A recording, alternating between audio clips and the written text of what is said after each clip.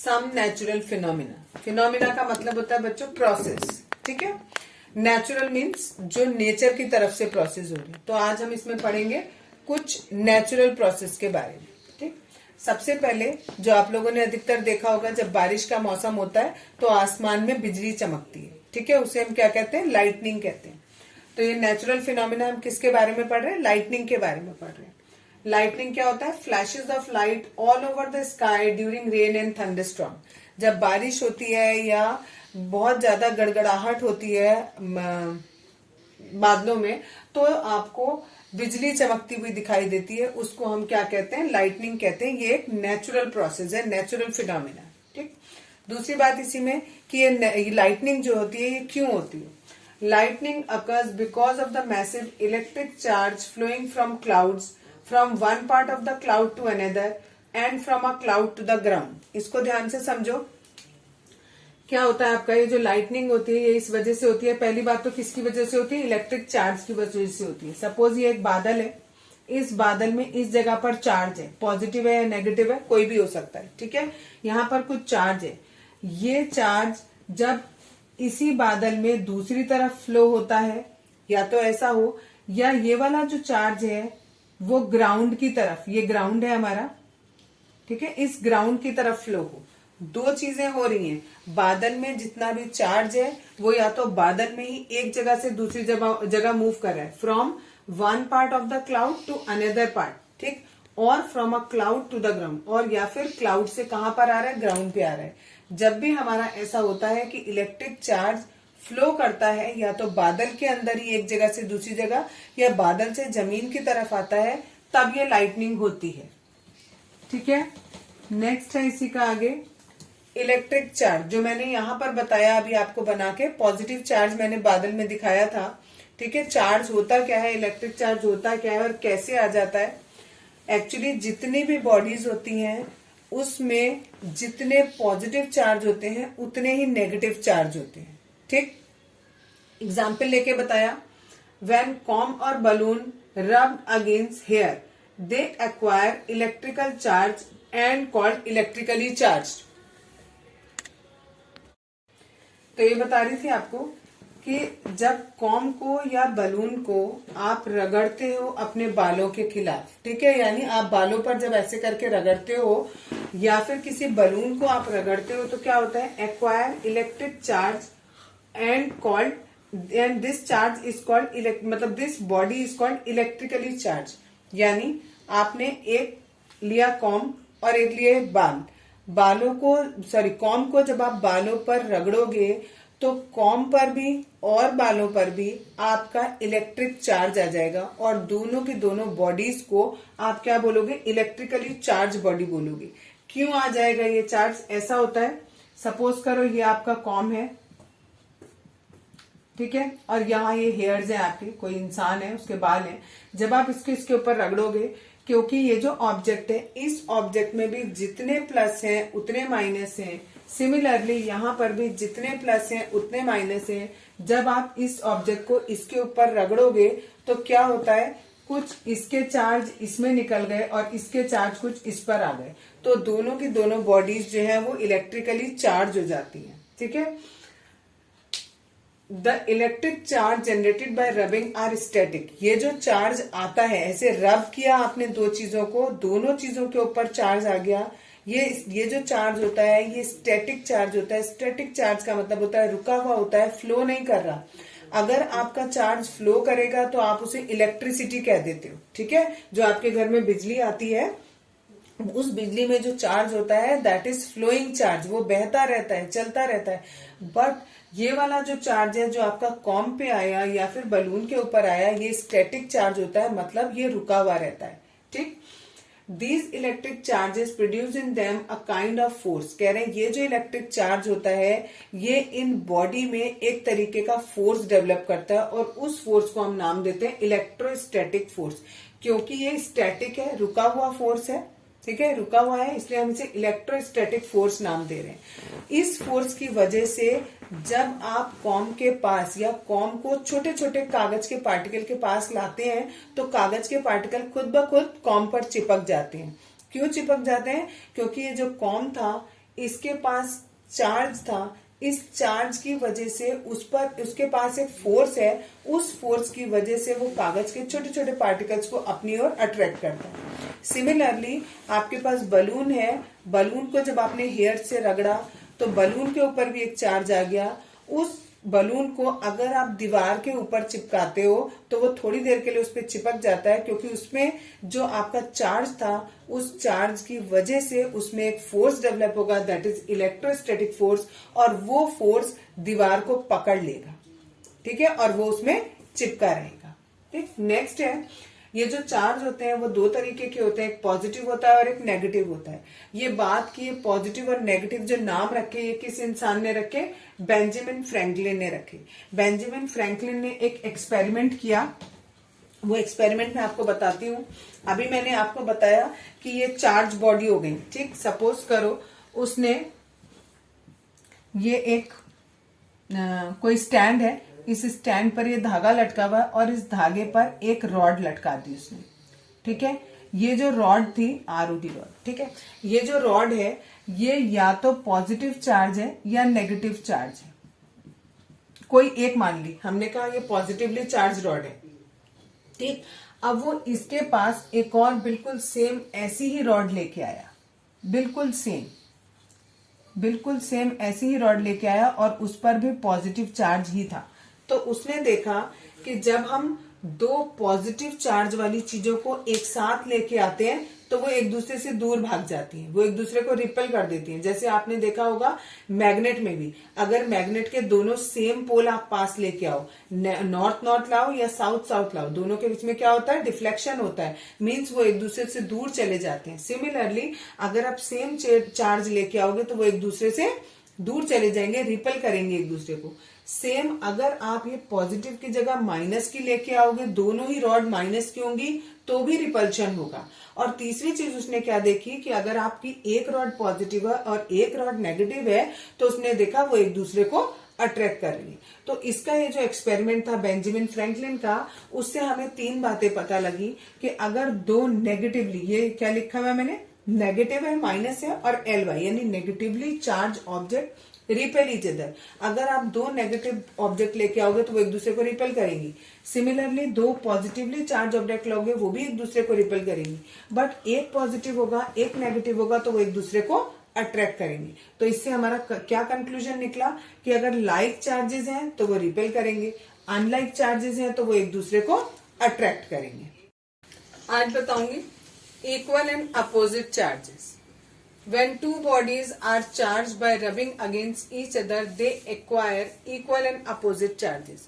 अगर आप कोई दो ऑब्जेक्ट लेते हो और दोनों ऑब्जेक्ट को एक दूसरे के अगेंस्ट रगड़ते हो तो दोनों पर इक्वल चार्ज आता है। कल बताया था ऐसा क्यों होता है, ठीक। सपोज एक ऑब्जेक्ट ये है और एक ऑब्जेक्ट ये है, इस वाली ऑब्जेक्ट में जितने पॉजिटिव हैं उतने ही नेगेटिव हैं। सिमिलरली इस वाली ऑब्जेक्ट में भी जितने पॉजिटिव हैं उतने ही नेगेटिव हैं।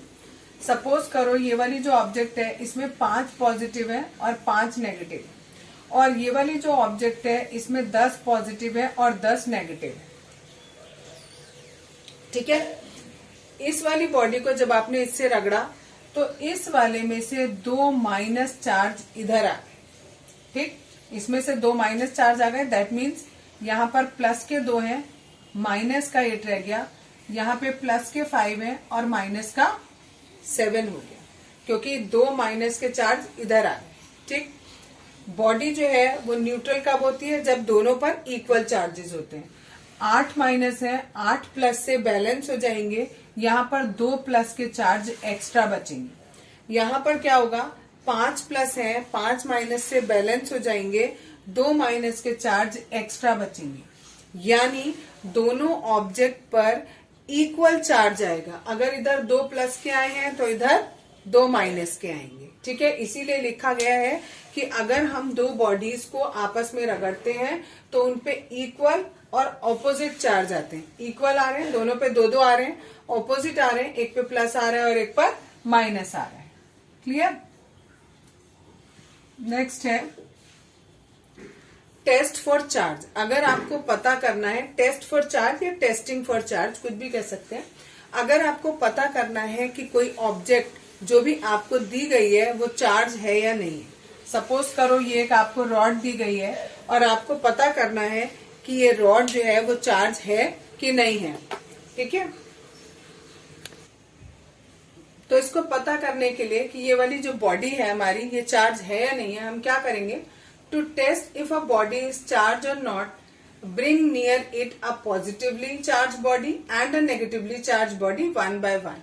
हम इस बॉडी के पास एक बार पॉजिटिवली चार्ज बॉडी लाएंगे और एक बार नेगेटिवली चार्ज बॉडी लाएंगे। अगर हमें पता करना है कि ये वाली बॉडी चार्ज है कि नहीं है, तो क्या होगा, if it is attract by both, अगर मान लो हम इसके पास नेगेटिव लेके आए, ये भी इससे अट्रैक्ट हो गई, अगर हम इसके पास पॉजिटिव लेके आए, ये भी इससे अट्रैक्ट हो गई, इसका मतलब इट हैज नो चार्ज, यानी इस वाली बॉडी पर कोई चार्ज नहीं था। अगर दोनों ही अट्रैक्ट हो रही हैं तो।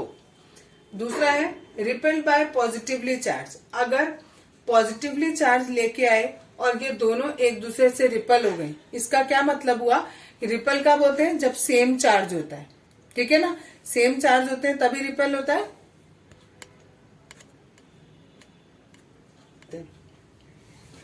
तो मैंने बोला अगर ये आप पॉजिटिव लेके आए और ये इससे रिपेल हो गई, तो इसका मतलब ये जो नीचे वाली रॉड थी ये भी कैसी थी, पॉजिटिव थी। क्यों पॉजिटिव थी, बिकॉज कल बताया था कि जो लाइक चार्जेस होते हैं वो एक दूसरे को रिपेल करते हैं, ठीक है। दूसरी चीज, अगर हम नेगेटिव लेके आए और ये अगर पहले से नेगेटिव थी तो भी रिपेल होगा, ठीक है ना। तो यानी ये वाली बॉडी चार्ज है या नहीं है वो हमें केवल किससे पता लगेगा, जब ये बॉडी रिपेल करेगी। दोनों बॉडीज अगर रिपेल करेंगी तो हमें पता लगेगा कि ये वाली बॉडी चार्ज है, और अगर ये अट्रैक्ट करेंगी तो हमें पता नहीं लगेगा, क्योंकि जब अट्रैक्शन होता है तो इट हैज नो चार्ज, तो अट्रैक्शन में कोई चार्ज नहीं होता है, केवल रिपल्शन जब होता है तभी होता है। और ये क्वेश्चन पूछा जाता है, prove that repulsion alone is sure test of whether a body is charge और नॉट। बॉडी में ये पता करना कि वो चार्ज है या नहीं है, उसके लिए केवल कौन सा टेस्ट होता है, रिपल्शन वाला टेस्ट होता है। ये पूरा कभी कभी 3 नंबर का क्वेश्चन आ जाता है, तो उसमें आपको यहां से लिखना पड़ेगा और यहां तक आंसर देना पड़ेगा, ठीक है। नेक्स्ट टॉपिक है इलेक्ट्रिक चार्ज इन एटम। कोई भी एक एटम है अगर आपका, सपोज यही बना देती हूं, सपोज करो ये एक एटम है, एटम के बिल्कुल बीच में न्यूक्लियस होता है, ये आप सारा क्लास 9th में पढ़ोगे, ठीक है। बीच में बिल्कुल न्यूक्लियस होता है छोटी सी जगह पर, और इस न्यूक्लियस के बाहर चारों तरफ ऑर्बिट्स होते हैं। ऑर्बिट मतलब एक तरीके से अभी आप समझ लो पाथ होता है, रास्ते होते हैं, ठीक है, ठीक।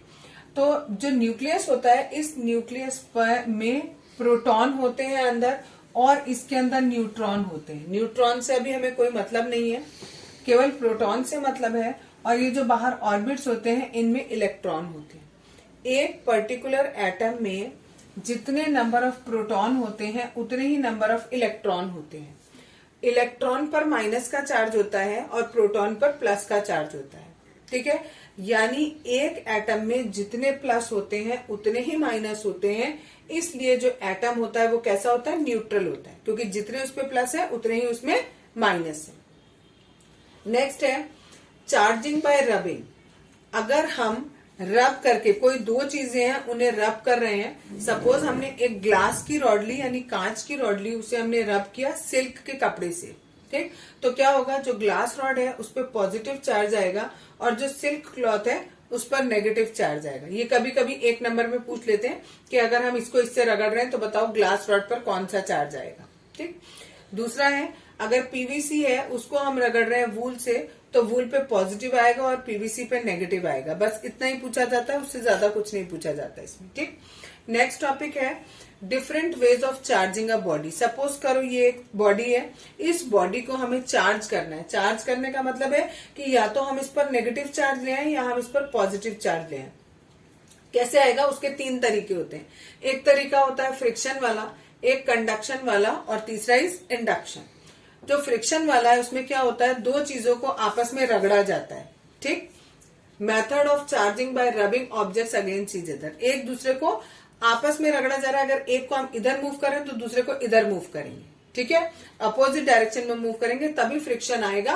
और फ्रिक्शन की वजह से जो मैंने यहां पर अभी आपको बताया था कि ये दो बॉडीज हैं और एक बॉडी में से चार्ज निकलकर दूसरे में चला गया, तो ये जो हमारा होता है, this method is called charging by friction. ठीक, दूसरा होता है चार्जिंग बाय कंडक्शन। कंडक्शन का मतलब क्या होता है, सपोज करो ये एक बॉडी है और ये बॉडी सपोज पॉजिटिवली चार्ज है, ठीक है, और आप इसके पास एक और बॉडी लेके आए और आपने इसको बिल्कुल टच कर दिया, ठीक है, टच नहीं करोगे तो that is a case of induction, तो वो इंडक्शन का केस हो जाएगा। और कंडक्शन में क्या होता है, दोनों बॉडी बिल्कुल टच रहती है, ठीक है, चिपकी रहती है। तो कंडक्शन में क्या होता है, अगर ये पॉजिटिवली चार्ज है तो कोई आप न्यूट्रल बॉडी उसके पास लेके आए हो तो थोड़ी देर में उस पर भी सेम चार्ज आ जाता है, ठीक है, अगर ये पॉजिटिव है तो ये भी पॉजिटिव होगी, क्लियर। लेकिन इंडक्शन में इसका जस्ट उल्टा होता है। अगर हमारे पास ये पॉजिटिवली चार्ज बॉडी है और इसके पास हम एक और बॉडी लाए लेकिन हमने टच नहीं किया, चिपकाया नहीं है, तो क्या होगा, यहाँ पॉजिटिव है तो यहाँ नेगेटिव हो जाएगा, अगर यहाँ नेगेटिव होगा तो यहाँ पॉजिटिव हो जाएगा। यानी जो इंडक्शन वाला होता है उसमें अपोजिट चार्ज आता है, जो कंडक्शन वाला होता है उसमें सेम चार्ज आता है, और जो फ्रिक्शन वाला होता है उसमें एक ऑब्जेक्ट पर पॉजिटिव आता है, एक पर नेगेटिव आता है। क्लियर इतना? कल बताया था कि किसी ऑब्जेक्ट को हम चार्ज करते हैं तो 3 तरीके से चार्ज कर सकते हैं, फ्रिक्शन, कंडक्शन और इंडक्शन, ठीक है। आज ये पढ़ेंगे कि अगर कोई ऑब्जेक्ट चार्ज है या नहीं है वो हमें कैसे पता लगेगा, या उस पर कौन सा चार्ज है वो हमें कैसे पता लगेगा। उसके लिए एक इंस्ट्रूमेंट आता है, दैट इज कॉल्ड इलेक्ट्रोस्कोप, ठीक है। इलेक्ट्रोस्कोप से पता लगाएंगे कि कोई बॉडी चार्ज है भी या नहीं है, और अगर चार्ज है तो उस पर कितना चार्ज है वो भी हम, या कौन सा चार्ज है ये हम पता लगाएंगे इलेक्ट्रोस्कोप के द्वारा। तो इलेक्ट्रोस्कोप की डेफिनेशन क्या होगी, it is a device used to detect and measure electric charge. यानी अगर हमें इलेक्ट्रिक चार्ज का पता लगाना है या मेजर करना है कि कौन सा चार्ज है, तो वो उसके लिए जो इंस्ट्रूमेंट होता है उसका नाम होता है इलेक्ट्रोस्कोप। ये फिगर बनाया है इलेक्ट्रोस्कोप का। इलेक्ट्रोस्कोप में कई सारे पार्ट होते हैं। सबसे ऊपर मेटल की डिस्क होती है, यही मेटल की डिस्क रिलेटेड होती है मेटल की रॉड से, ठीक है। यहाँ पर ये नॉब लगी होती है, बंद होता है, यानी ये ऊपर से ये पूरा का पूरा कांच का जार होता है।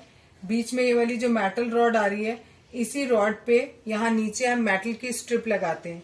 ये मेटल की स्ट्रिप जनरली या तो कॉपर की होती है या गोल्ड की होती है, ठीक है, या फिर एक मेटल और होता है, दैट इज, एक मिनट देख के बताती हूँ, हाँ, कॉपर, ब्रास या गोल्ड, ठीक है। इन 3 चीज में से किसी की भी हो सकती है। यहाँ पर ये साइड में जो जार होता है, उस जार के साइड में टिन फॉयल लगा होता है, और इस पूरे को हम बेल जार भी बोलते हैं, जार भी कह सकते हो, और एक वुडन बेस के ऊपर हमने इसे रख दिया। अब हमें अगर पता लगाना है कि जो भी ऑब्जेक्ट हमारे पास है उस पर क्या चार्ज है, उसके लिए सबसे पहले हमें क्या करना पड़ेगा, सबसे पहले जो इलेक्ट्रोस्कोप है इसे हमें किसी एक चार्ज से खुद चार्ज करना पड़ेगा, ठीक है। तो सपोज करो हमने कहा कि भाई हम इसे नेगेटिवली चार्ज बनाना चाहते हैं, ठीक, नेगेटिवली चार्ज बनाना चाहते हैं तो हम एक रॉड लेके आए, ये रॉड हमारी नेगेटिवली चार्ज थी, ठीक है, इसने इससे टच कर दिया, दैट मीन्स कंडक्शन हो गया। कंडक्शन में मैंने आपको बताया था सेम चार्ज आता है, तो इस पूरे इलेक्ट्रोस्कोप पे, यानी ये जो फॉयल है, ये फॉयल पर माइनस चार्ज आ गया, इस वाली फॉयल पे भी और इस वाली फॉयल पे भी माइनस चार्ज हो गया। दैट मीन्स ये हमारा जो इलेक्ट्रोस्कोप है ये नेगेटिवली चार्ज हो गया। अब हम इसके पास, अब हमने ये वाली रॉड हटा दी और इसके पास एक और रॉड लेके आए, और अब हमें ये पता करना है कि ये रॉड पर कौन सा चार्ज है, ठीक है। हमें ये पता है कि जो हमारा इलेक्ट्रोस्कोप है वो नेगेटिवली चार्ज है, ठीक। अभी हमारी ये जो स्ट्रिप्स हैं ये सपोज कर लो इतनी दूर पर है, इतने गैप पर है, ये भी नेगेटिव है, ये भी नेगेटिव है, ठीक है। अब हम इसके पास एक नेगेटिव वाली ही चार्ज लेके आए रॉड, ठीक है, लेकिन हमें नहीं पता कि इस पर कौन सा चार्ज है, ठीक। अब हम पता कर रहे हैं कि इस पर कौन सा चार्ज है। एक रॉड लेके आए, वो चार्ज रॉड थी। अगर ये दोनों स्ट्रिप पहली पोजीशन से थोड़ा दूर हो जाए, मीन्स इनके बीच का गैप और ज्यादा बढ़ जाए, ठीक। तो दैट मीन्स जो चार्ज यहाँ पर है, इस पर है, वही चार्ज यहाँ पर होगा, ठीक। ये दोनों, ये पर नेगेटिव था तो दैट मीन्स इस रॉड पर भी नेगेटिव होगा। और अगर इन दोनों स्ट्रिप के बीच का डिस्टेंस और कम हो जाए, पहले इतना था और कम हो गया, तो दैट मीन्स जो भी चार्ज इस इलेक्ट्रोस्कोप पे था उसका उल्टा चार्ज इस रॉड पर होगा, ठीक है। अगर पास आ गए तो ये पॉजिटिव है और ये नेगेटिव है, और अगर दूर चले गए तो दैट मीन्स ये जो हम रॉड लेके आए ये नेगेटिव था और ये भी नेगेटिव है। क्लियर? आगे देखो, यही चीज मैंने आपको यहां पर लिख के दी है। The amount of divergence of leave is the measure of the amount of charge on the body. यानी ये जो लीव्स हैं ये कितनी दूर होती हैं एक दूसरे से, उस पर डिपेंड करता है कि हमारा कौन सा चार्ज है इस इलेक्ट्रोस्कोप पर, ठीक। To find the nature of the charge, अगर हमें ये पता लगाना है कि ये चार्ज का नेचर क्या है, नेचर का मतलब प्लस है कि माइनस है, तो उसके लिए यहाँ लिखा है it is necessary to charge the electroscope with a known charge. सबसे पहले हमें इसे इलेक्ट्रोस्कोप को चार्ज करना पड़ेगा पहले से, और जिस चार्ज से भी हम इसे चार्ज कर रहे हैं वो चार्ज हमें पता होना चाहिए, ठीक है। जैसे हमें इस केस में पता था नेगेटिव है, अब हम इसके पास एक रॉड लेके आए, इस रॉड में हमें पता करना है कौन सा चार्ज है। अगर ये नेगेटिव है और ये दूर चला गया तो दैट मीन्स ये भी नेगेटिव होगा, ठीक। इसी का उल्टा, अगर हमने इसे पॉजिटिवली चार्ज किया होता और ये दूर चला जाता तो दैट मीन्स सेम चार्ज होगा, यहाँ पर ये भी पॉजिटिव होगा, ठीक।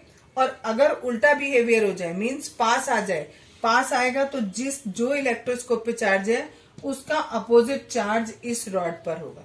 दैट मीन्स अगर ये पास आ गए तो ये वाला पॉजिटिवली चार्ज हो गया, ठीक है। नेक्स्ट है फ्लो ऑफ चार्ज। चार्ज कैसे यहां से यहां या किधर से किधर कैसे फ्लो होता है, तो इन्होंने सिंपल कहा, अगर हम यहाँ मेटल डिस्क की जगह सपोज कोई प्लास्टिक की डिस्क रख देंगे, ठीक है, तो ये जो चार्ज है, इसका जो चार्ज है रॉड का, वो इलेक्ट्रोस्कोप पे नहीं आ पाएगा।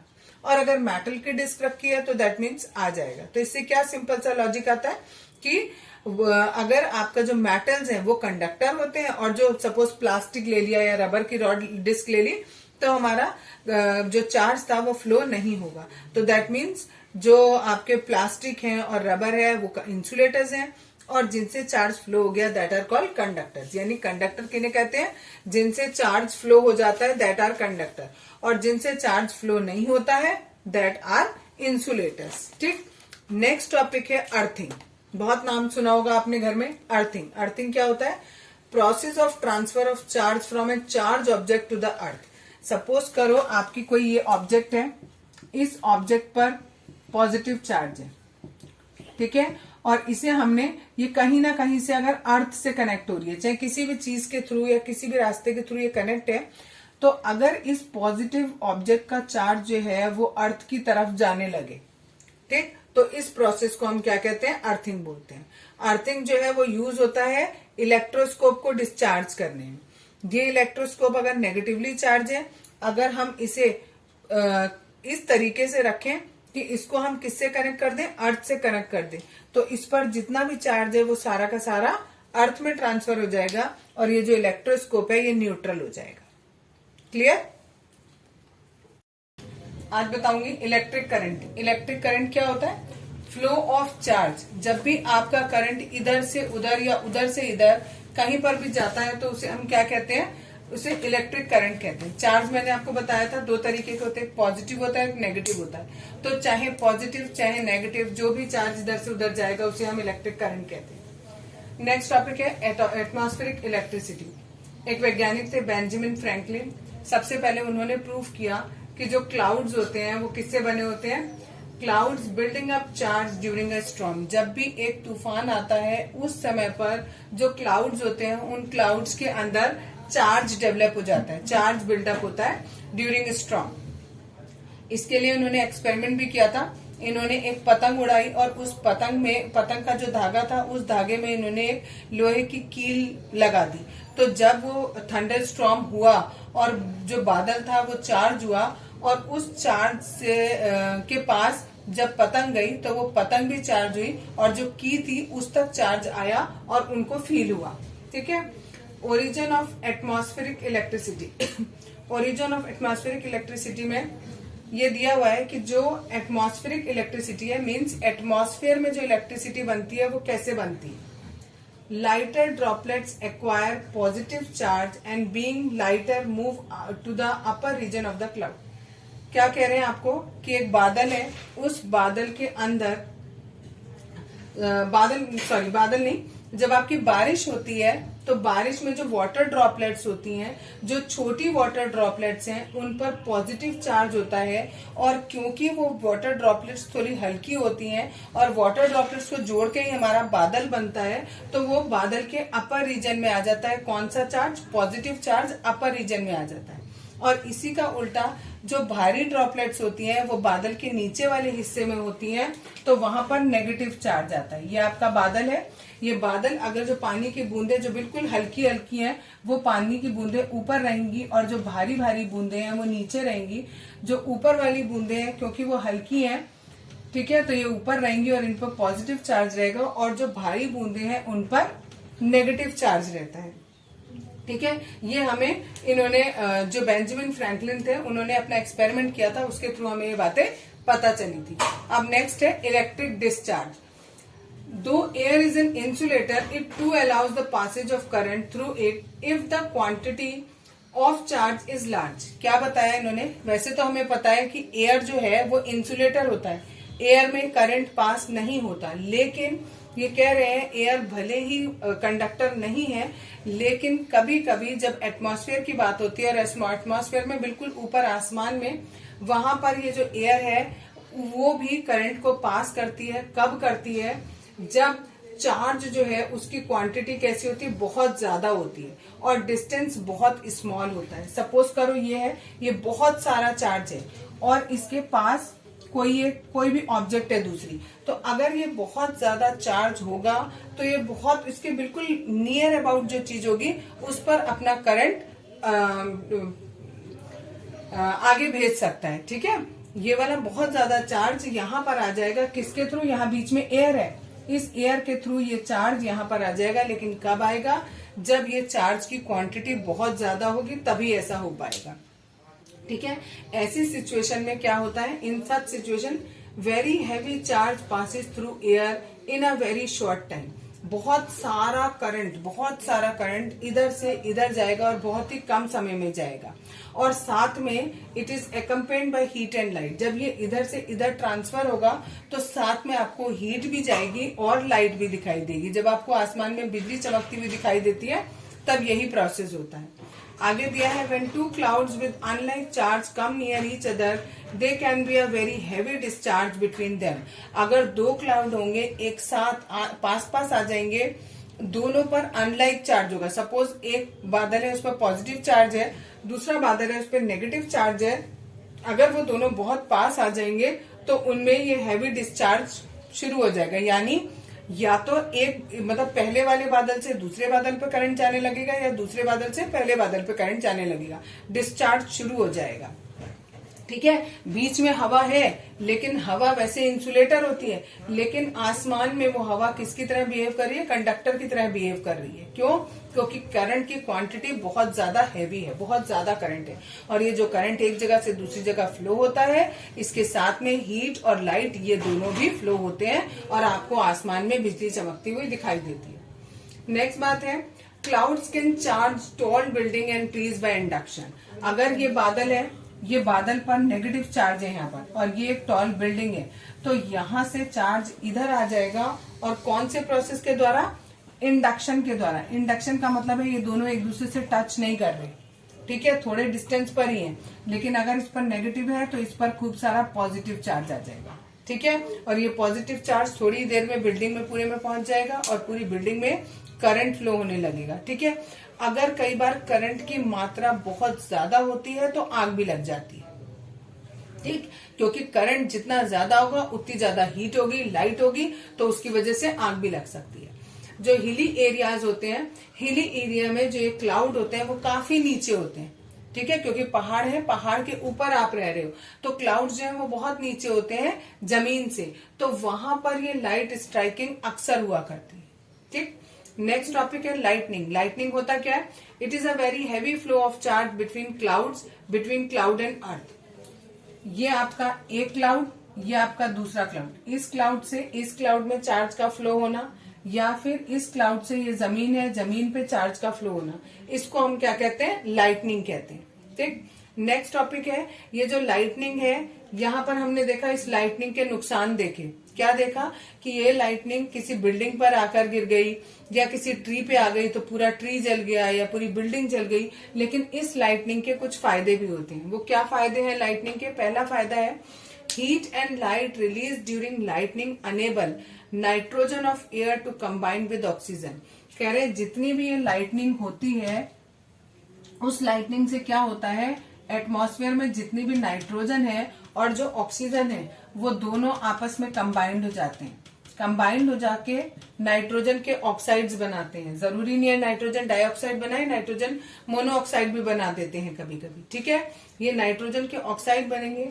ये नाइट्रोजन के ऑक्साइड जो है वो पानी के साथ रिएक्ट करेंगे जब बारिश होगी, उससे हमारा नाइट्रिक एसिड बनेगा। ठीक है, ये नाइट्रिक एसिड जमीन में जाएगा, जमीन में मिट्टी है, मिट्टी के साथ ये नाइट्रिक एसिड मिल जाएगा, और जो मिट्टी में हमारे वो है जितने भी, एक minute, with react with salt, जितने भी सॉल्ट है मिट्टी के अंदर, जितने सॉल्ट है उनके साथ ये नाइट्रिक एसिड रिएक्ट करेगा और बनाएगा नाइट्रोजीनियस कंपाउंड। ये हमने पढ़ा था नाइट्रोजन साइकिल में। ठीक है, नाइट्रोजन साइकिल में हमने लाइटनिंग वाला प्रोसेस पढ़ा था। उस लाइटनिंग में भी मैंने आपको यही बताया था कि ये लाइटनिंग कैसे फायदेमंद है। जितनी एटमॉस्फेयर में नाइट्रोजन है वो ऑक्सीजन से रिएक्ट करेगी, नाइट्रोजन डाइऑक्साइड बनेगा, नाइट्रोजन डाइऑक्साइड वाटर के साथ रिएक्ट करेगा, नाइट्रिक एसिड बनेगा।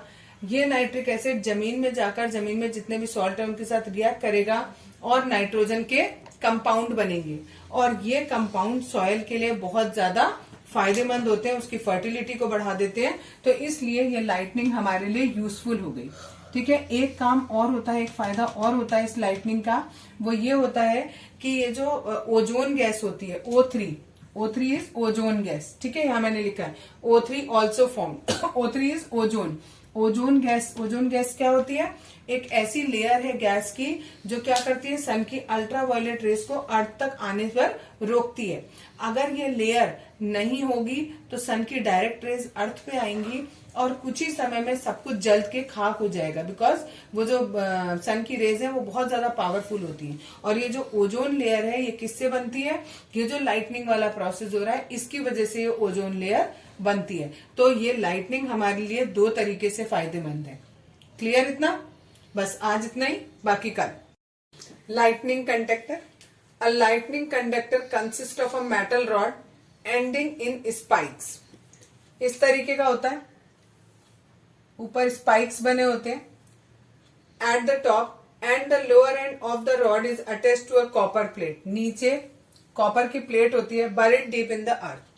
अर्थ के नीचे, इसको बहुत नीचे जाके इसको दबा दिया जाता है। सपोज कोई बिल्डिंग है आपकी, यहां बता देती हूँ, ये कोई बिल्डिंग है आपकी, इस बिल्डिंग के बिल्कुल ऊपर ये लाइटनिंग कंडक्टर लगा दिया जाता है और ये ऐसे यहां से कनेक्ट करके नीचे, बहुत नीचे जाके इसको, ये पूरा यहाँ जमीन है, ठीक है, जमीन के नीचे जाकर इसको दबा दिया जाता है। ये हमारा लाइटनिंग कंडक्टर होता है। लाइटनिंग कंडक्टर काम क्या करता है?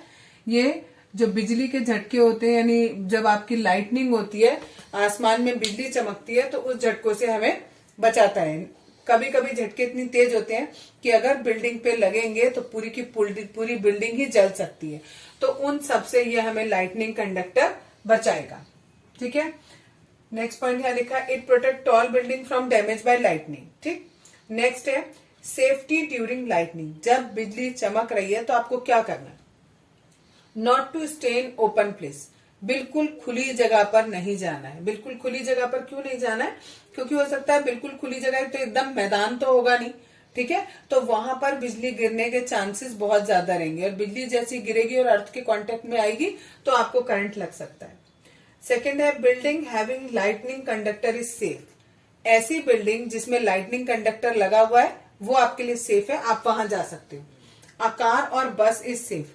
कार और बस भी सेफ है, लेकिन अगर आप कार और बस में जाते हो तो आपको याद रखना है कि उसके शीशे बंद होने चाहिए।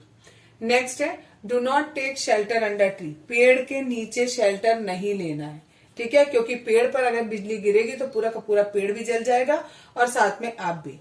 अगर बाई चांस आप कभी फॉरेस्ट में हो, अब फॉरेस्ट में तो पेड़ ही पेड़ होते हैं, वहां आप नहीं बच सकते, तो आपको अगर शेल्टर लेना ही पड़े तो जो आपको सबसे छोटा पेड़ वहां दिखाई दे उसके नीचे रुकना, ठीक है। ये क्यों कह रहे हैं छोटे पेड़ के नीचे? जो बड़े बड़े पेड़ हैं उन पर बिजली गिरेगी वो जलेंगे, जो छोटे पेड़ों के नीचे के वो बच जाएंगे। ठीक। नेक्स्ट टॉपिक है earthquake. The shaking of the ground caused by sudden movement in earth crust. Earth के क्रस्ट में जो अचानक से शेकिंग मूवमेंट होता है उसको हम अर्थक्वेक कहते हैं। इससे रिलेटेड कुछ टर्म्स हैं। पहला है seismic waves, waves generated by an earthquake. Earthquake के द्वारा जो वेव्स जनरेट होती हैं उसे हम सेस्मिक वेव्स कहते हैं। सेसिमोग्राफ या सेसिमोमीटर, जब आपका ये अर्थक्वेक आता है तो उसको कि वो किस स्पीड से आया उसका पूरा एक ग्राफ बनाया जाता है, उसे हम सेसिमोग्राफ कहते हैं। और ये सब नापने के लिए एक हमारा इंस्ट्रूमेंट होता है, उसको हम सेसिमोमीटर बोलते हैं, ठीक है। यानी जिस इंस्ट्रूमेंट के द्वारा हम वो ग्राफ बना रहे हैं उसको हम सेसिमोमीटर बोलेंगे, और जो वो ग्राफ बनाया उसका पैटर्न देखने के लिए उसे सेसिमोग्राफ कहेंगे। नेक्स्ट है सेसिमोलॉजी। ये वो साइंस होती है that deals with seismic waves, जिसमें हम सेस्मिक वेव्स के बारे में पढ़ते हैं। नेक्स्ट है सेसिमोलॉजिस्ट। सेसिमोलॉजिस्ट वो होते हैं जो वो साइंटिस्ट जो अर्थक्वेक की स्टडी करते हैं, उन्हें हम सेसिमोलॉजिस्ट कहते हैं। Next is Richter scale. Magnitude और इंटेंसिटी इज मेजर्ड, मतलब किसका मैग्नीट्यूड और किसकी इंटेंसिटी? अर्थक्वेक की। अर्थक्वेक किस स्पीड से आया, 1, 2, 3 किस स्पीड से आया, वो हम रिक्टर स्केल के द्वारा मेजर करते हैं। ये रिक्टर स्केल डेवलप किया था चार्ल्स एफ रिक्टर ने, इसीलिए इसका नाम रखा गया है रिक्टर स्केल। अब बता रही हूँ main causes of earthquake. Earthquake के मेन कारण क्या है? मेन कारण यह है कि shifting of tectonic plates. Earth crust के नीचे बहुत सारी प्लेट्स हैं, उनको हम टेक्टोनिक प्लेट्स कहते हैं। उन टेक्टोनिक प्लेट्स में जब मूवमेंट होता है वो एक दूसरे के ऊपर रगड़ती हैं, तो उससे जो शेकिंग होती है उसकी वजह से अर्थक्वेक आता है। इससे रिलेटेड कुछ पॉइंट और बताए हैं। फोकस। फोकस किसे कहते हैं? एग्जैक्टली जिस जगह पर आपका ये अर्थक्वेक शुरू हुआ है, point where earthquake waves originate, जिस जगह पर बिल्कुल ओरिजिनेट हुई है उस जगह को हम कहते हैं फोकस। एपिसेंटर क्या होता है? जैसे सपोज करो ये आपका अर्थ है, अर्थ में इस जगह पर आपकी जो वो है अर्थक्वेक है वो शुरू हुआ, ठीक है, तो दैट इज कॉल्ड फोकस। इसके जस्ट ऊपर इस जगह सरफेस पर जो पॉइंट होगा दैट इज कॉल्ड एपिसेंटर, उसको हम एपिसेंटर बोलेंगे। नेक्स्ट है फॉल्ट जोन। फॉल्ट जोन क्या होता है? The boundaries of the tectonic plates are the zones where earthquake are most likely to occur. जहां पर आपको संभावना है कि इस जगह पर अर्थक्वेक आ सकता है, उसकी पॉसिबिलिटी बहुत ज्यादा है, उस पूरे एरिया को हम क्या कहते हैं? फॉल्ट जोन कहते हैं। कल आपको बताया था मेन कॉज ऑफ अर्थक्वेक, ठीक है। 2 कॉज होते हैं मेन, कल एक बता चुकी शिफ्टिंग ऑफ टेक्टोनिक प्लेट्स, आज दूसरा बताऊंगी वॉल्केनिक एक्टिविटी। ठीक। Many severe earthquake cause volcanic eruption. जब वो अर्थक्वेक होता है तो उसकी वजह से वॉल्केनिक इरप्शंस भी होते हैं। The explosive violent gases during volcanic eruption try to escape upward. जितने भी आपकी वॉल्केनोज में, ये वॉल्केनो है, यहाँ पर खूब सारी गैसेस होती हैं, यहाँ ये अर्थ है, जब इसमें अर्थक्वेक खाएगा तो क्या होगा? ये जितने भी गैसेस होंगी उनमें बहुत ज्यादा मूवमेंट होगा। मूवमेंट की वजह से सारी की सारी गैसेस ऊपर की ओर निकलना चाहेंगी, ठीक है। यही यहाँ पर लिखा है which leads to severe tremors of high magnitude. इसकी वजह से ट्रिमर्स आएंगे। ट्रिमर्स मतलब होता है झटके, खूब जोर जोर से झटके लगेंगे, बिकॉज जो गैसेस है वो सारी की सारी बहुत तेजी से यहाँ से बाहर निकलना चाह रही है, एक दूसरे को वो धक्का मारेंगे और यहाँ से बहुत तेजी से, बहुत स्पीड से बाहर निकलेंगे। कई बार इतनी स्पीड से बाहर निकलते हैं कि ये बिल्कुल यहाँ से ना होकर एकदम ऊपर ऐसे फुवारे की तरह खुल जाता है, ठीक है। ये गैसेस ऐसे थोड़ा ऊपर तक जाती हैं और फिर वो ऐसे करके फुवारे की तरह बन जाती है, ठीक है। इसको कहते हैं वॉल्केनिक इरप्शन। और ये किसकी वजह से? इसकी वजह से अर्थक्वेक भी आता है। अब इसके इफेक्ट ऑफ अर्थक्वेक क्या इफेक्ट हुए? पहला है डिफॉर्म ग्राउंड सरफेस। ग्राउंड का जो सरफेस है आपका ग्राउंड इस तरीके का है, लेकिन जब अर्थक्वेक आता है तो कई बार होता है बीच बीच में से क्रैक हो जाते हैं, या कई बार क्या होता है यहाँ की चीज यहाँ आकर गिर गई, तो ये जो सरफेस था वो कैसा हो गया, डिफॉर्म्ड हो गया। दूसरा है damage to human made structure. जितने भी इंसान के बनाए हुए स्ट्रक्चर्स हैं, जैसे कि कोई बिल्डिंग हो गई, ठीक है, तो वो सारे के सारे स्ट्रक्चर्स जो हैं वो डैमेज हो जाते हैं, मीन्स टूट जाते हैं। नेक्स्ट है damage two towns and cities. पूरी की पूरी सिटीज और टाउन्स वो तक डैमेज हो जाते हैं। Loss of human and animal life. कभी कभी इंसान और एनिमल वो भी मर जाते हैं ड्यूरिंग अर्थक्वेक। डिवास्टिंग फायर्स, जो आपकी फायर होती है, मतलब जो फॉरेस्ट फायर जिस तरीके से होती है उस तरीके से डिवास्टिंग फायर का मतलब होता है कि फायर लग जाती है। घरों में जो आपकी वायरिंग होती है कभी कभी उसमें शॉर्ट सर्किट हो जाता है, उसकी वजह से फायर लग जाती है। कभी कभी माइंस वगैरह जो होते हैं उनमें गैसेस होते हैं, सिलेंडर्स होते हैं, वो फट जाते हैं अर्थक्वेक के द्वारा और उसकी वजह से फायर लग जाती है। ठीक है, लैंडस्लाइड हो जाता है, पूरी की पूरी लैंड ही एक जगह से खिसक कर दूसरी जगह चली जाती है ड्यू टू दिस अर्थक्वेक। ठीक है, अब है प्रोटेक्शन अगेंस्ट अर्थक्वेक। कैसे कैसे आप बचेंगे। पहला है इन highly seismic area. Seismic area जहां पर बहुत ज्यादा चांसेस है आपके अर्थक्वेक आने के। Use of timber than brick. आप ईंटों के घर ना बनाओ, आप वहां पर लकड़ी के घर बनाओ। ठीक है, लकड़ी के घर बनाओगे और अगर वो टूटेंगे तो उतना नुकसान नहीं करेंगे जितना कि ईंट का बना हुआ घर करेगा। दूसरा है building should be made quake safe. आपको बिल्डिंग ऐसी बनानी है जिसमें अर्थक्वेक का फर्क ना पड़े, क्वेक आए और फर्क ना पड़े। अर्थक्वेक के लिए एक बहुत छोटा सा एक एग्जाम्पल बता रही हूँ कि जहाँ जो अर्थक्वेक जोन होता है वहां पर जो घर बनाए जाते हैं, जो उसमें सबसे नीचे का फ्लोर होता है वो सबसे चौड़ा होता है और सबसे ऊंचा, हाइट में भी ऊंचा होता है। जैसे जैसे आप ऊपर फ्लोर पे जाते जाओगे जो मकान की, जो कमरे की हाइट है वो कम होती जाएगी। अगर पहले कमरे की हाइट आपने इतनी ली है तो दूसरी बार वो हाइट केवल इतनी रह जाएगी, उससे अगली बार इतनी रह जाएगी, उससे अगली बार इतनी रह जाएगी। तो जैसे जैसे आप ऊपर जाते जाओगे वैसे वैसे कमरों की हाइट क्या हो जाती है, कम होती जाती है। बेस अगर चेंज नहीं भी होता, बेस अगर सेम भी होता है तो हाइट थोड़ी थोड़ी कम कर देती है। मैंने एक तरीका बताया आपको कि क्विक सेफ घर कैसे बना सकते हैं। और भी बहुत सारे तरीके होते हैं जो आर्किटेक्ट्स होते हैं उन्हें एग्जैक्टली पता होता है कि किस किस तरीके से आप अर्थक्वेक सेफ घर बना सकते हो। नेक्स्ट है fire fighting equipment should be installed.